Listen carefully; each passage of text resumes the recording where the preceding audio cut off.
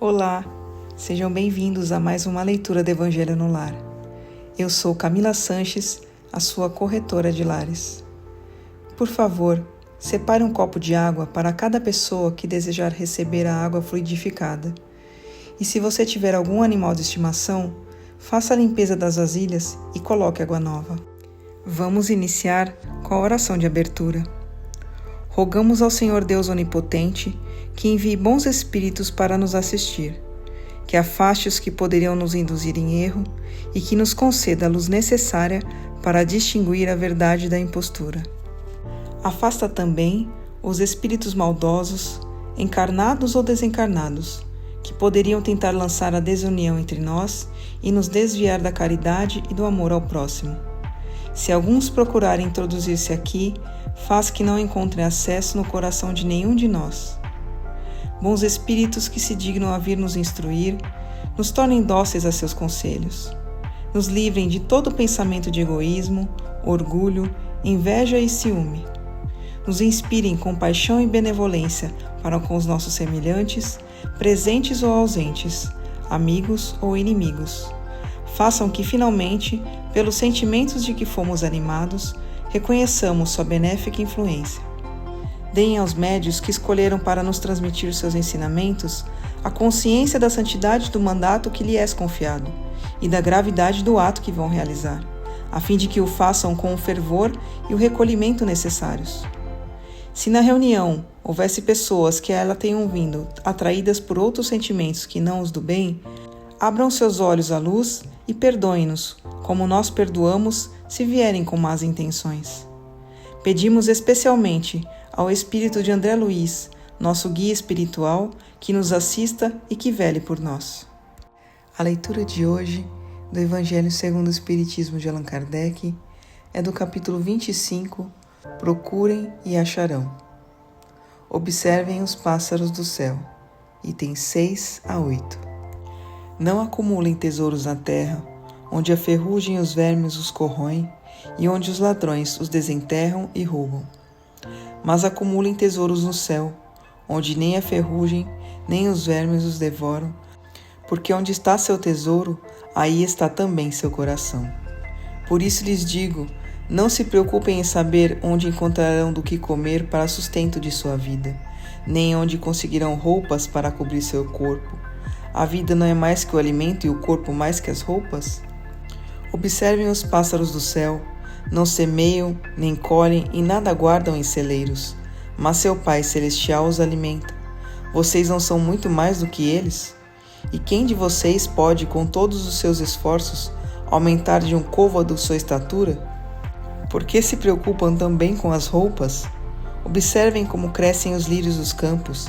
Não trabalham, nem fiam, e, no entanto, eu lhes afirmo que nem Salomão, em toda a sua glória, jamais se vestiu como um deles. Se Deus tem o cuidado de vestir dessa maneira uma erva dos campos, que hoje existe e amanhã será lançada ao forno, quanto maior cuidado não terá em vesti-los, ó homens de pouca fé.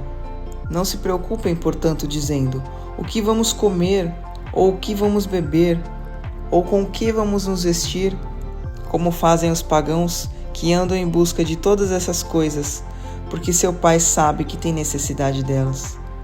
Procurem, portanto, em primeiro lugar, o reino de Deus e sua justiça, e todas essas coisas lhes serão dadas em acréscimo.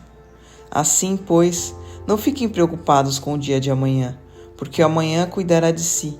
A cada dia basta seu mal. Interpretadas ao pé da letra, essas palavras seriam a abnegação de toda previdência, de todo trabalho e, consecutivamente, de todo progresso. Com semelhante princípio, o homem se reduziria a um espectador passivo.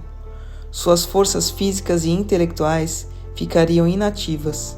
Se essa fosse a condição normal na Terra, nunca teria saído do estado primitivo, e se dela fizesse sua lei atual, só lhe bastaria viver sem nada fazer. Não pode ter sido esse o pensamento de Jesus, pois estaria em contradição com o que disse outras vezes e com as próprias leis da natureza. Deus criou o homem sem roupas e sem abrigo, mas lhe deu a inteligência para fabricá-los. Não se deve, portanto, ver nessas palavras mais que uma representação poética da providência, que nunca abandona aqueles que nela confiam, mas quer que esses, por seu lado, trabalhem. Se ela nem sempre acode com um auxílio material, inspira as ideias com as quais são encontrados os meios para sair da dificuldade. Deus conhece nossas necessidades e provê de acordo com a precisão. Mas o homem, insaciável em seus desejos, nem sempre sabe contentar-se com o que tem. O necessário não lhe basta, precisa do supérfluo. É então que a providência o deixa entregue a si mesmo. Muitas vezes é infeliz por culpa sua e por ter menosprezado a voz que o advertia por meio de sua consciência. Deus o deixa então sofrer as consequências para que isso lhe sirva de lição para o futuro. A terra produzirá o suficiente para alimentar a todos os seus habitantes, quando os homens souberem administrar os bens que ela dá, segundo as leis de justiça, de caridade e de amor ao próximo.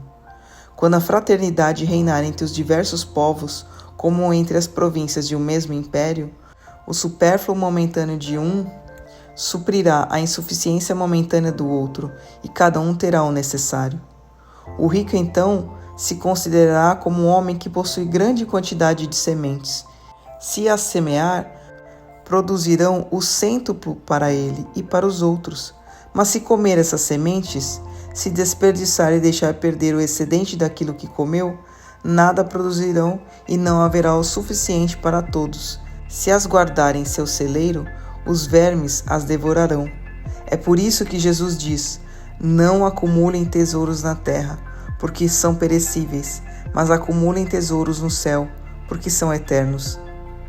Em outros termos, não deem aos bens materiais mais importância que aos bens espirituais, e saibam sacrificar os primeiros em proveito dos segundos. Não é com leis que se decreta a caridade e a fraternidade. Se as duas não estiverem no coração, o egoísmo as sufocará sempre. Fazê-las penetrar nele é obra do Espiritismo. Palavra dos Espíritos. Graças a Deus. Mas antes de iniciarmos a oração de encerramento, eu quero pedir a você, que ainda não é inscrito em nosso canal, por favor, se inscreva agora. Clique no botão inscrever-se aqui abaixo do vídeo.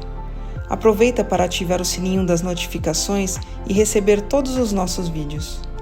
Se você está com problemas, precisando de ajuda ou conhece alguém que está enfrentando muitas dificuldades em casa, como animaizinhos perdidos ou doentes, brigas constantes com os filhos, discussões no relacionamento, por favor, compartilhe essa mensagem. Leia também a descrição desse vídeo e entre em contato conosco pelo WhatsApp. Você pode salvar a vida de alguém, curtindo e compartilhando o nosso conteúdo. Vamos finalizar com a oração de encerramento. Agradecemos aos bons espíritos que se dignaram vir comunicar-se conosco e lhes rogamos que nos ajudem a pôr em prática as instruções que nos deram e façam com que, ao sair daqui, cada um de nós se sinta fortalecido na prática do bem e do amor ao próximo. Desejamos também que essas instruções sejam proveitosas para os espíritos sofredores, ignorantes ou viciosos, que puderam participar dessa reunião e para os quais imploramos a misericórdia de Deus. Amém.